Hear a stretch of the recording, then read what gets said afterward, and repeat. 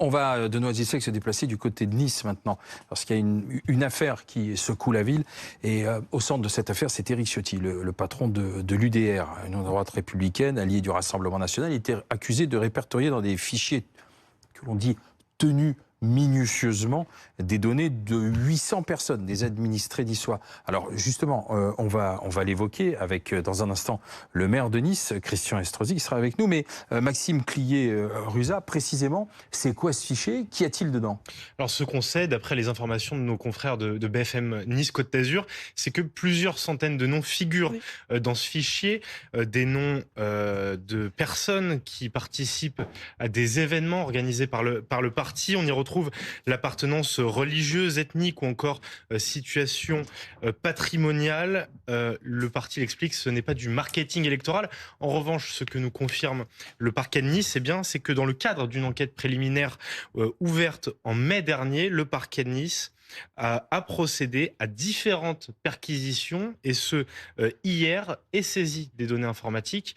Ce que BFM TV peut également vous révéler ce soir, c'est que la CNIL, l'organe de liberté... La Commission nationale informatique et liberté. Exactement. A elle aussi bien reçu une plainte dans ce cadre-là, sur le traitement de ces données informatiques.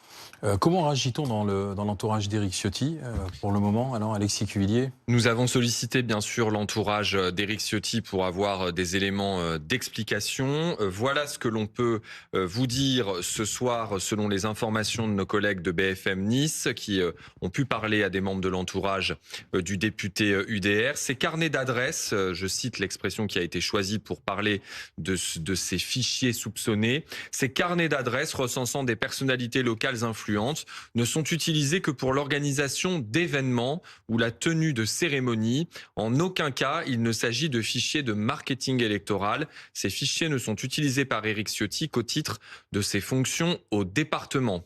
Éric Ciotti a été président longtemps de ce département des Alpes-Maritimes et il y garde des fonctions, il y a des soutiens. Vous remarquerez que dans ces éléments d'explication de l'entourage d'Éric Ciotti, il n'y a pas de justification sur le fond de ce que l'on trouve dans ces carnets d'adresses, pour reprendre l'expression employée, ou dans ce que la justice semble appeler de possibles fichiers. En fait, ce sont des fichiers qui ont été réalisés sans le consentement des personnes incriminées.